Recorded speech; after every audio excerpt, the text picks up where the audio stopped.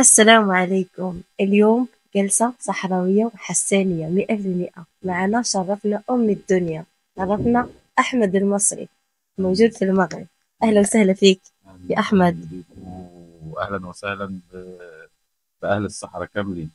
مرحبا بيك، شرفتينا وشرفتي المغرب وشرفتي الصحراء. ما شاء الله، فيديوهاتك رائعين وشفناك درتي جولة ما شاء الله في الصحراء كلها. طنطا، قلميم، داخلة العيون، ما شاء الله عليك. بارك الله. الصحراء هي كان أحد أحلام حياتي إن أروح الصحراء المغربية بالأخص، عشان عايز أكتشف هذا العالم الآخر. يعني الصحراء فعلا آه، مغربية، ولكن ليها طباع خاصة، زي الملحفة اللي أنت لابساها. حاجات مختلفة مش بنشوفها في أي مكان في المغرب. حتى الاتاي ديالهم مختلف، الماكله ديالهم فيها بنه غريبه.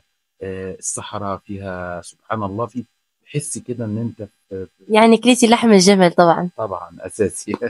كلته طاجين كمان، تبارك الله، كان حاجه رائعه بجد. واصلا لحم الجمل موجود عندنا في مصر، بناكله كتير يعني موجود. ولكن اجمل ما عجبني في الصحراء المغربيه، والناس بيفتخروا ان هم صحراوه، وفي نفس الوقت بيفتخروا بمغربيتهم. مش بيقول لك انا صحراوي مغربي، يعني بيلصق كلمه صحراوي ووراها كلمه مغربي.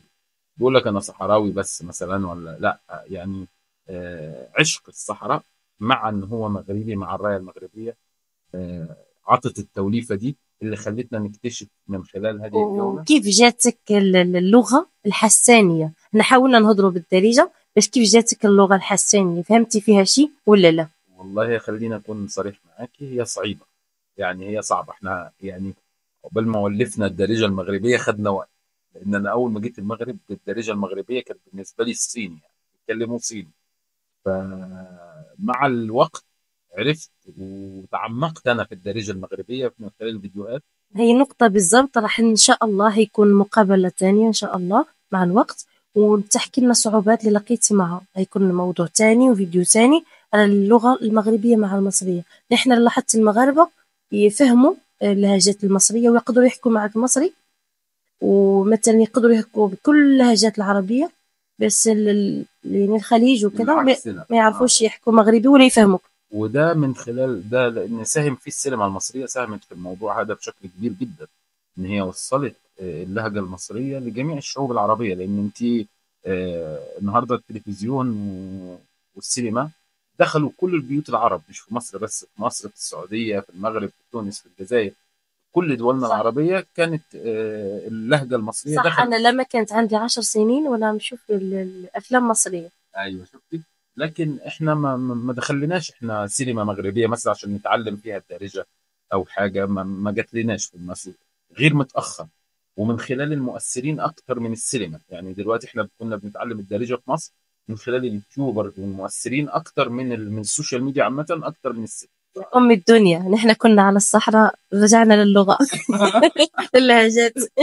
ولا ما اللهجه الحسانيه موجوده عندنا في مصر، موجوده عندنا. الناس في مصر بيتكلموا الامازيغيه برضو ايضا، وبيتكلموا زي الريفيه المغربيه، ولكن في بعض الاختلاف، بعض الشيء يعني. ولكن زي ما قلنا، احنا زرت الجلميم، زرت طنطا، زرت بوجدور. بوجدور يا جماعه، رغم ان هي مدينه صغيره، الا ان بوجدور مدينه صراحه عالميه صراحه. الدخله ما نحكيش بقى، الدخله والعيون. العيون عاصمه الصحراء المغربيه، والدخله هنقول لك ايه بس ولا ايه صراحه. يعني اسبوع، ولكن ما يكفيش اسبوع، عايزه شهور عشان تكتشف الصحراء بالصحراء. شفتك جيتي لعندنا للدخلة وشفنا رحتي على الشارع البراد أو وادي الذهب، وكان فيديو عندك رائع. ممكن تقول لي تجربتك على البراد؟ والله شوفي، هنا في المغرب في ميزه مش موجوده في دول كتير.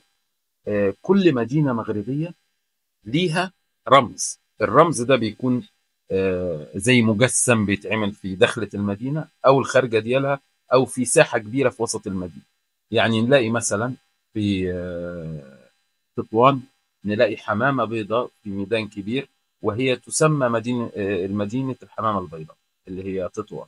لو رحنا مثلا مكناس هنلاقي مثلا في داخلة المدينة مرسوم العصارة ديال الزيت الزيتون القديمة، وهي مدينة الزيتون العاصمة الإسماعيلية. وهكذا ما منها الدخلة البراد بحكم الأتاي الصحراوي، حكم إنه ليه بنا وليه شهرة عالمية صراحة، عالمية. يعني أنا وأنا جاي وأنا راجع من الدخلة خدت معايا أتاي بالذات آه، من البنا دياله بس والطعم دياله. واش جاوبت الانواع الشاي؟ كما تقولوا شاي حنا كنقول اتاي. شو الانواع اللي جاوبتها ما شاء الله؟ في آه، الاخضر، في الاحمر، في شعره، في لا هو الشعرة ممتاز. الشعرة كانت ليه طعم ولون مختلف الصراحة. وبحب الأتاي اللي هو على الحطب، اللي متشحر على الحطب. شربتي الشاي الاحمر ولا لا؟ الأحمر إحنا الشاي بتاعنا أحمر شاي أصلا. احمر. أحمر. احمر تعرف. ولكن أنا ما شربتوش في الدنيا. احمر. لا لا، إحنا الشاي بتاعنا إحنا أحمر، اللي هو الليبتون والعروسة. استنوا انا راح نشرب الشاي الاحمر.